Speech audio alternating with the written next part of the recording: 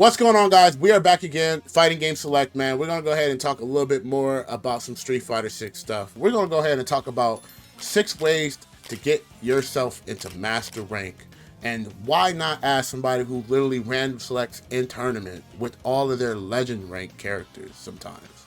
Punkdagod. So let's give out the first tip right now, bro. If I got that silver membership, I go to the silver membership, they're like, yo, you can't go to the masseuse, but you could you can sit in the steam room. How can I get in that masseuse rank? AKA master rank. I think the biggest thing to rank up at a lower rank is just really making sure your anti-airs are really good. I think even no matter what rank, even at legend rank, master rank, everyone going to jump at you. They're going to try to jump out the corner. They're going to try to jump when they drive gauge get low. They're going to try to randomly jump to make a read. That's just how Street Fighter is. People going to always jump to see if you're ready. So I think just working on your anti-airs is always going to be the biggest step to just, being able to beat people consistently. I agree with that, man, because there's a bunch of rabbits in this online world, bro, and they are not afraid to jump at you. After we got a chance to get a taste a little bit of like our anti-airs, we like, all right, cool. Senpai is noticing us. Everybody is recognizing that I could stop these people jumping at me. What would be the next step? Even though I hate it, I think learning how to perfect parry in this game is very, very good. A lot of times you can even use it as an anti-air these days. So if you're late on your anti-air and you just want to hit one button like a perfect parry, you can just do that, and it's pretty easy to time since it's, you got 2 frames to time a perfect parry, and a jump in is a pretty big hitbox, so it's pretty easy to time a perfect parry on a jump in. So I think being able to just learn how to use perfect parry better, you can perfect parry to react to drive rushes and to button. Of course, it could get grabbed, but some people use it to react to drive rush. You could use it on wake up. You could use it when you're negative on block but not punishable. So if you're like -2, -3, you could do perfect parry. And you could just take your turn back or just make people scared of you on defense, and you could just start doing different options. I mean, when you're noticing that they're a bit more scared and don't want to actually take the risk of taking their turn back. That sounds a little rough because, now when I feel like I'm going to go to the lower ranks, everybody's going to be perfect parrying down there. And that's crazy. That's not, we don't want everybody doing that, but that's some facts, man. That's going to get you to master rank, You want to hear a funny thing? You know who is the most dominating bronze rank character? Who? Modern Geef. Really? So think about it. You just gave all the Modern Geef all that idea, all that tech that they're gonna be farming all those Ryus down there, all them kids, bro. So they nodded their head right. So now we got those 2 steps, man. What is the third step? The third step is gonna be making sure you have your basic bread and butter combos down, that you're not dropping them. When you hit someone, you make sure that you do that optimal combo every single time. So I think that's a very important one, to make sure you're going to keep doing your damage all the time. You get your confirms down. So, when you do get the hit, you make sure you making it count every single time, and you're not letting them stay alive any longer than they should. I feel that, man. I feel like sometimes when I watch people play, they be doing like friendly combos, and I'm like, yo, that is not your friend over there. You need to do some combos that's gonna make him feel it. Yeah, I think that's like a very important thing at lower ranks. People don't do a lot of times, and when they have big kills and then they end up losing. So definitely making sure you optimize your combo, because you don't want to let your opponent have another chance at life if they don't really need it. So definitely make sure you get your optimal combos down. We finally got almost to the masseuse rank. We climbing, bro. We got the diamond membership. You know what I'm saying? We got that diamond tier 5 membership. You know what I mean? Almost the tier 1. What's that 4th tip, man, that you can drop for us, man? Making sure you're not whiffing.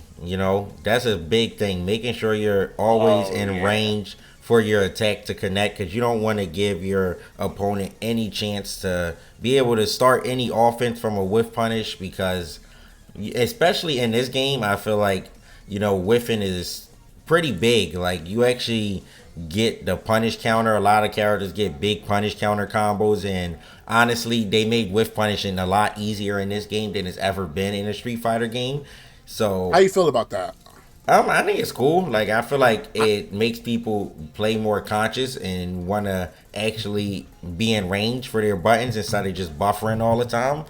It makes people more scared to, I feel like, actually do that. Like buffering, it kind of it exists still, of course, but like people do it a lot more or less. Like they don't really predict you coming in because they know that it's very easy to whiff punish a lot of things in this game. So you don't really have the leeway to just whiff a button and then probably just hit it again and buffer it all over again, and then maybe hit them if they're trying to attempt a whiff punish.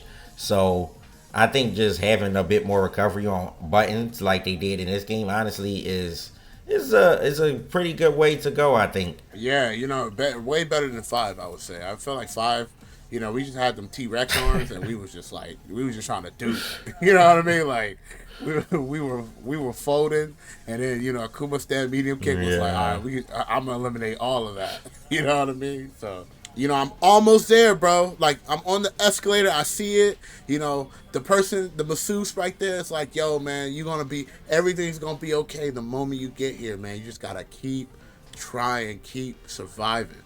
What is that 5th tip right now, man? For a 5th tip, I would say trying to be conscious of your drive gauge in this game. Trying to be conscious of your drive gauge is very important because you don't want to just go into burnout or let your opponent be able to force you into burnout with a block string or something like that. You want to always be a bit healthy. I recommend trying to stay into the green area.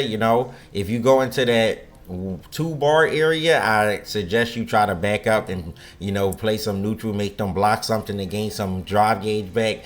Don't try to go in and use that meter because especially if you don't have a super to get out of the burnout or the stun in the corner, you don't want to really be going into burnout very often. So definitely want to be very conscious of how you use your drive gauge and just making sure you're not overusing drive rushes or drive rush cancels from buttons.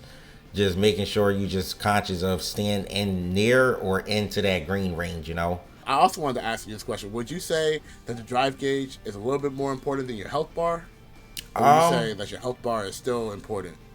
Just as important? I actually think the drive gauge is more important because I think in this game, it's pretty easy to make a comeback.